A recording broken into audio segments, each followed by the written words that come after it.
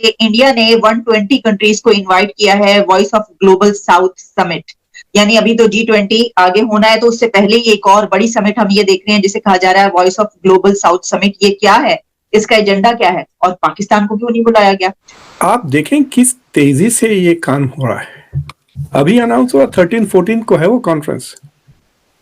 इतनी तेजी से तो हम अपने ये यूट्यूब के शोज नहीं ऑर्गेनाइज कर सकते। तो इंडिया के लिए भी एक किस्म का ब्लॉक बन रहा है। India is trying to create its own sphere of influence, जो लफ्ज इस्तेमाल करते थे। So it is not, India has a sphere of influence. Doctor Jaishankar का बहुत बड़ा फैन हूं क्योंकि he is very fine diplomat, very educated, well educated. तो मैं एक्सपेक्ट कर रहा था उनसे और हूं भी कि वो इस चीज का वो हल निकालेंगे, बताएंगे, बल्कि इंटरनेशनल कम्युनिटी को ये बताएं जरूर। ठीक है, बताएं कि दहशतगर्दी है, लेकिन उसका हल भी कोई ढूंढे ना।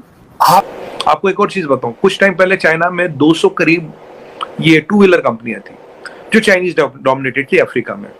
आज की डेट में जब से बजाज और टीवीएस हमारे दो ब्रांड के 160 चीनी कंपनियां बंद हो गई है, number 1 selling two wheeler in whole of Africa is Bajaj Boxer है। बक्सर एक बाइक आती है उनकी, और टीवीएस है नंबर 2। नमस्कार दोस्तों, स्वागत है आप लोग का हिंदुस्तानी स्पेशल के एक और नए वीडियो में। दोस्तों, एक और बहुत बड़ी खबर आई है और खबर ये है कि G20 मीटिंग से पहले एक और मीटिंग जो है वो भारत में होने वाली है, जिसमें कि 120 देश के जो अध्यक्ष हैं वो उसमें जुड़ेंगे। दोस्तों, इस खबर के बाद पाकिस्तान में भी इस पर काफ़ी ज़्यादा डिबेट होना स्टार्ट हो चुका है, क्योंकि आपको पता होगा कि G20 का जो मीटिंग है वो जब से अनाउंस हुआ है कि भारत में होगी, तब से पाकिस्तानियों के अंदर एक जलन हो गई है, क्योंकि वो एक तरफ जब अपने देश को देखते हैं तो वहाँ पे कोई कुछ डेवलपमेंट नहीं होता, वही जब वो दूसरी तरफ भारत को देखते हैं तो भारत में लगातार डेली बेसिस पे ऐसी ऐसी न्यूज आती हैं, ऐसे ऐसे डेवलपमेंट देखने को मिलते हैं कि उनका सर चक्कर आ जाता है। और इसीलिए एक और मीटिंग से पाकिस्तान को लग रहा है कि आखिरकार भारत करना क्या चाहता है, भारत पूरी दुनिया को दिखाना क्या चाहता है। और दोस्तों, ये जो मीटिंग, जहाँ पे भी मीटिंग होती है, उसके लास्ट में ये बात तो ज़रूर होती है आतंकवाद के बारे में, और आतंकवाद में पाकिस्तान को घसीटा जाता है, क्योंकि पाकिस्तान आतंकवाद में नंबर 1 देश रहा है। तो पाकिस्तान को इस बात का भी डर है कि आखिरकार भारत चाहता क्या है। भारत एक और मीटिंग करवा के एक बार फिर से हमारी बेइज्जती करवाना चाहता है। और वैसे भी एस जयशंकर जो हैं, उन्होंने पहले भी पाकिस्तान की पूरी दुनिया में जाके बेइज्जती कर दी है और बताया है कि पाकिस्तान एक आतंकवादी देश है। तो चलिए वीडियो में चलते हैं, देखते हैं पाकिस्तानी मीडिया इस पर और क्या बात कर रही है। तो ये कि इंडिया ने 120 कंट्रीज को इनवाइट किया है voice of global south summit. यानी अभी तो G20 आगे होना है, तो उससे पहले ही एक और बड़ी समिट हम ये देख रहे हैं जिसे कहा जा रहा है voice of global south summit. ये क्या है, इसका एजेंडा क्या है और पाकिस्तान को क्यों नहीं बुलाया गया? और इसी के साथ एक और बड़ी खबर मेरे पास मौजूद है, और वो ये है कि जो इंडिया है उसके बारे में ब्लूमबर्ग में ये खबर शाया हुई है। मुझे ब्लूमबर्ग में मिली, मैं आपको बता रही हूँ कि Modi takes steps to allow Yale Oxford to open India campuses. कमाल की खबर ये है कि ऑक्सफोर्ड और येल यूनिवर्सिटीज जो हैं, दुनिया की बेहतरीन यूनिवर्सिटीज, उनको कहा गया है कि वो इंडिया में कैंपसेस ओपन करें। वाह! तो पहले हम स्टार्ट किए लेते हैं। सुमित जी, ये जो एक बड़ा स्टेप आपने लिया, कहा जा रहा है कि अब आप वहां की यूनिवर्सिटीज को बुला रहे हैं और कह रहे हैं कि वहां पर आकर कैंपसेस खोलें। हम तो पहले ही तारीफ करते हैं इंडिया के एजुकेशन सिस्टम की। हम कहते हैं भाई, हमारा भी अगर ऐसा एजुकेशन सिस्टम बन जाता तो हम भी आज कहाँ के कहाँ होते। मुझे बताइएगा कि ये किस तरीके से सोचा कि ये स्टेप लिया जाए और क्या उनकी तरफ से क्या जवाब आया है, क्या वो रेडी है इसके लिए? देखिए, आलिया जी, शो पे बुलाने के लिए धन्यवाद। अच्छा लगता है आपके शो पे आके। ये जो देखिए, हमें एक 2-3 चीजें यहाँ समझनी पड़ेगी। इसका हिस्ट्री क्या है, बैकग्राउंड क्या, लॉजिक क्या है। पहली बात, जो एक कॉन्सेप्ट है दुनिया में, करीब आप जान के हैरान होगी, 86% of the countries have less than $10,000 of GDP. 86% of the countries.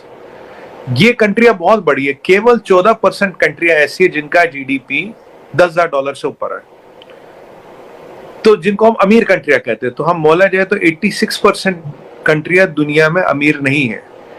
एक गलती जो हर इमर्जिंग सुपर पावर ने की है, जो हम नहीं करना चाहते, एक गलती जो हर कंट्री कर चुका वो हम अवॉइड करें। एक गलती, एक सोच को बदलने का मौका भी ला रहे हैं। गलती क्या है? जब जापान उभरा था तो जापान ने कहा will sell to America. China उभरा, चाइना ने कहा विल सेल टू अमेरिका। या वो जो 14% कंट्री हम उनको बेचेंगे, अमेरिका नंबर 1 है, उसका कोई मुकाबला नहीं। हम क्या कर रहे हैं? हम जो बढ़ रहे हैं सुपर पावर, हम कर रहे हैं बात 86% कंट्रीज की। और अगर इनमें मैं आपको एक और इंटरेस्टिंग डाटा बताऊं आज की डेट में, 3.5 to 4 billion of the consumers live in these 86% of the countries. ये इंपॉर्टेंट चीज है। 3.5 से 4 बिलियन यानी कि दुनिया की आधी आबादी इन कंट्रियों में रहती है जो कंज्यूमर्स है, कोई बच्चे हैं, कोई बूढ़े हैं, उन्हें हम नहीं गिनते, और करीब 1 बिलियन कंज्यूमर ही रहता है डेवलप्ड कंट्रीज में। अगर मैं मैथमेटिकली भी देखूं 3.5 to 4 billion much bigger market है देन 1 बिलियन, जहां कंपटीशन बहुत है। और पॉइंट नंबर 3 मैं बोलूं, हम कह रहे हैं वासुदेवम कुटुंबकम, the world is our family. तो हम जब आ रहे हैं तो हम अपने फायदे के लिए नहीं आ रहे हैं, हम अपना भाई मैं अपना फायदा उठा लूं, मैं अपना माल कमा लूं, वो निकल लूं, नहीं, वो मंशा नहीं है। मंशा ये है कि जो 86% कंट्रीज है जिसमें बहुत बड़ा चीज एक अफ्रीका का है। आपको बताऊं, पूरे अफ्रीका का मिलके इंडिया से कम जीडीपी है, पूरे अफ्रीकन कंटिनेंट का इंडिया से कम जीडीपी है आज के डेट में। और अफ्रीका में इतनी कंट्रियां हैं, अफ्रीका की पूरी 63 कंट्रियां जिन्हें दुनिया ने निगलेक्ट किया था, हमारे डेफेक्सपो में आई, हमारी नो मनी फॉर टेरर में आई।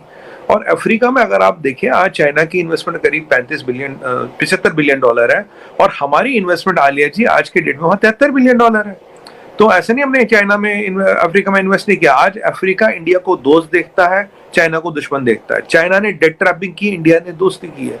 अब 100 कंट्रियों को जिनको चाइना ने करीब डेट ट्रैप के 60 तो करीब तुम्हारे पैसे नहीं दे सकते, और इंडिया ने क्रेडिट लाइन दी है, दवाई दी है, दवाई जो भी अफ्रीका में जाती है सारी इंडिया से जाती है।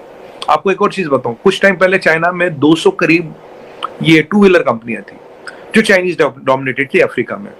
आज के डेट में जब से बजाज और टीवीएस हमारे 2 ब्रांड के 160 चीनी कंपनियां बंद हो गई है, number 1 selling 2 wheeler in whole of Africa is Bajaj Boxer है, बक्सर एक बाइक आती है उनकी, और टीवीएस है नंबर 2।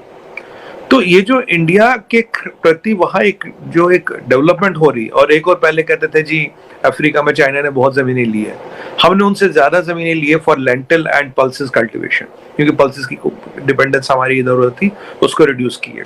आज अफ्रीका भारत को एक अपना दोस्त समझता है और भारत के साथ चलने को तैयार है। वही बात है साउथ अमेरिका की। साउथ अमेरिका में हर कोई अमीर नहीं है, अमेरिका अमीर है, साउथ अमेरिका अमीर नहीं है। तो दोस्तों, जैसे कि आपने इस वीडियो में देखा कि जो पाकिस्तानी मीडिया है उसका ये कहना है कि जो भारत है वो आखिरकार ये जो नया कॉन्फ्रेंस कर रहा है इसमें पाकिस्तान को क्यों नहीं बुला रहा है। दोस्तों, वैसे भी भारत ने साफ तरीके से पहले भी इस तरह की जब न्यूज आई थी तो पाकिस्तान की तरफ से जब सवाल पूछे गए थे तो भारत ने साफ तरीके से कह दिया था कि हम उस देश के साथ कोई भी मीटिंग इस प्रकार का नहीं करना चाहेंगे जो आतंकवादी है, जो हमारे देश में हमारे जवानों को मारते हैं। तो भारत पहले भी ये बात क्लियर कर चुका है, लेकिन पाकिस्तान को ये बात समझ में नहीं आता। पाकिस्तान के पेट में ये बात नहीं पचती कि आखिरकार पूरी दुनिया के देश के जो लोग हैं वो भारत आ रहे हैं, लेकिन हमें क्यों नहीं बुलाया जाता है। और इस बार भी बताया ये जा रहा है कि इस मीटिंग में भारत को नहीं, पाकिस्तान को नहीं बुलाया गया है। तो पाकिस्तानी एक बार फिर से यही सवाल उठा रहे हैं कि आखिरकार हमें पूरी दुनिया इग्नोर क्यों कर रही है। लेकिन पाकिस्तानियों को ये समझ में नहीं आ रहा है कि जब तक वो आतंकवाद का साथ नहीं छोड़ेंगे तब तक भारत उनका साथ नहीं पकड़ेगा। और भारत वैसे भी ये कह चुका है कि हम आतंकवादियों को मार के रहेंगे, और आपको पता होगा कि आतंकवादी कहाँ मिलते हैं। लेकिन ये जो मीटिंग है ये इंडिया के लिए भी बहुत ज़्यादा इंपॉर्टेंट होने वाली है, क्योंकि G20 अभी कुछ ही दिनों के बाद उसका जो मीटिंग है वो भी स्टार्ट होने वाला है। लेकिन उसके पहले इस तरीके से 120 जो अध्यक्ष हैं वो एक साथ मीटिंग होंगे, ये भारत के लिए बहुत अच्छी अपॉर्चुनिटी जो है वो है। तो दोस्तों, आपको वीडियो कैसी लगी आप हमें कमेंट करके जरूर बताइएगा, और अगर आपको वीडियो पसंद है तो वीडियो को लाइक और हमारे चैनल हिंदुस्तानी स्पेशल को भी सब्सक्राइब कर लें, क्योंकि हम आपके लिए इंटरेस्टिंग वीडियो लाते रहते हैं।